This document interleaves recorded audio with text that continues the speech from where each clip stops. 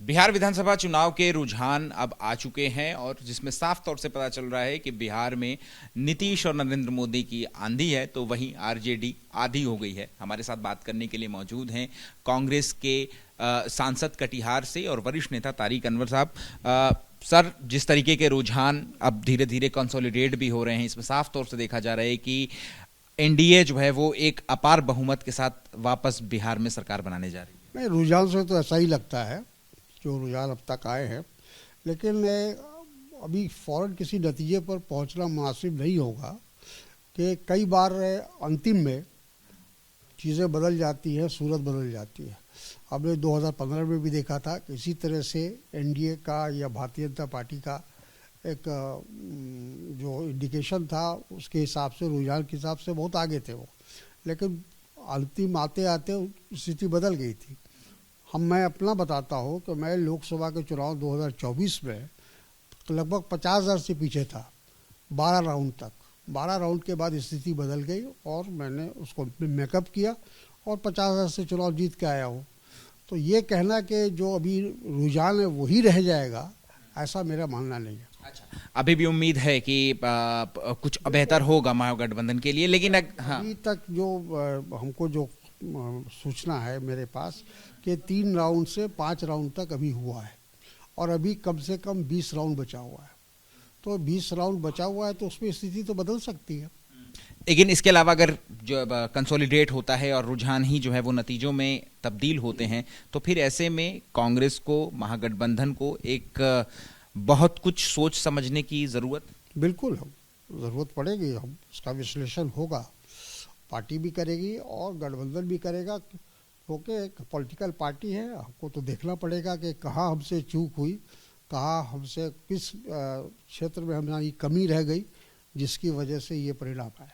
Sir, जिस चूक की बात कह रहे हैं या जो कमी की बात कह रहे हैं, 2014 से लगातार कांग्रेस पार्टी जो है वो हर चुनाव के बाद इसी तरीके की बात कहती है, लेकिन उसके बावजूद चुनाव दर चुनाव जो तस्वीर है वो बदलती नहीं। ऐसा नहीं है। 2024 का जो लोकसभा का चुनाव था उसमें भारतीय जनता पार्टी को काफ़ी धक्का लगा और जो एब्सोल्यूट मेजॉरिटी में था वो 240 पे आ गए। तो ऐसा नहीं, स्थिति तो बदली है, पहले से बहुत बदली है। हमारी संख्या 54 थी, हम 100 पर पहुंच गए। तो स्थिति बदलती रहती है, राजनीतिक स्थिति हमेशा बदलती रहती है। मायूस होने की आवश्यकता नहीं, उसमें सुधार लाने की आवश्यकता है। अच्छा, बिहार बीजेपी के अध्यक्ष दिलीप जायसवाल, उन्होंने यहाँ तक कह दिया कि राहुल गांधी ने तेजस्वी यादव की भी लुटिया डुबो दी। देखिए, अब हर आदमी अपनी बात कह सकता है, हर आदमी को इख्तियार है जो बात कह सकता हो। हकीकत यह है कि पूरे गठबंधन को अगर रिजल्ट इसी प्रकार से हुआ जो रुझान है तो उस पर हम लोग चिंतन करेंगे, बैठेंगे, बातचीत करेंगे, कहाँ किससे कहाँ कोई कमी रह गई। और इसमें कई, देखिए, एक वजह से चुनाव नहीं हारता है, कई वजह होते हैं, कई वजूहात होते हैं। जैसे एक तो 10,000 रुपया ठीक चुनाव के समय में दिया गया महिलाओं के खाते में, ये बहुत बड़ा इसका असर पड़ा है। इसका असर इसलिए पड़ा है, हम लोग जानते हैं कि बिहार में गरीबी है।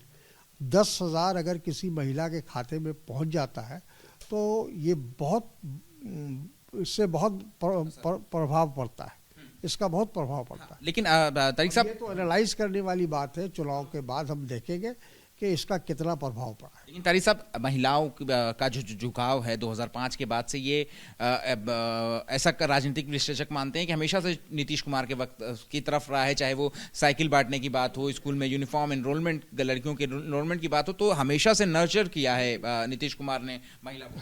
इस बार स्थिति बदली हुई थी और इसीलिए उस स्थिति को बदलने के लिए ही नीतीश जी की सरकार ने सबको 10-10 हज़ार रुपये दिए, वरना चुनाव के बाद की देते। ठीक चुनाव के मौके पर, चुनाव के समय में 10-10 हज़ार रुपया महिलाओं के खाते में डालना एक तरह से उनको अपनी तरफ आकर्षित करना था, उन पर एक प्रकार से दबाव बनाना था। क्या ये भी जहन में आ रहा है या फिर इस पर भी बातचीत होगी कि क्या अगर कांग्रेस अकेले जाती विधानसभा चुनाव में तो शायद उसका आंकड़ा और अभी हम लोग फौरन किसी नतीजे पर नहीं पहुंच सकते भाई। अभी तो ये रुझान है, अब चुनाव परिणाम आ जाने दीजिए, उसके बाद देखा जाएगा। ज़रूरत पड़ेगी हम लोग बैठ के उस पर चिंतन करेंगे। एक आखिरी सवाल है मेरा कि पिछले विधानसभा चुनाव के परिणामों की बात करें 19 सीटें कांग्रेस को मिली थी, लेकिन अभी जो अगर रुझान की बात करें और वो कंसोलिडेट होता है तो कांग्रेस जो है वो दहाई के आंकड़े तक भी पहुंचने में मुश्किल लग रही है। जो भी होगा, जो भी परिणाम आएगा, एक पॉलिटिकल पार्टी होने की हैसियत से या एक नेशनल पार्टी होने की हैसियत से हम लोग उस पर बैठेंगे, चिंतन करेंगे, विचार करेंगे, विश्लेषण करेंगे।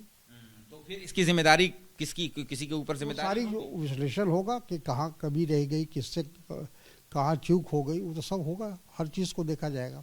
ठीक है, शुक्रिया बात करने के लिए। कैमरा पर्सन मनीष उनियाल के साथ अहमद बिलाल, एबीपी न्यूज़, दिल्ली।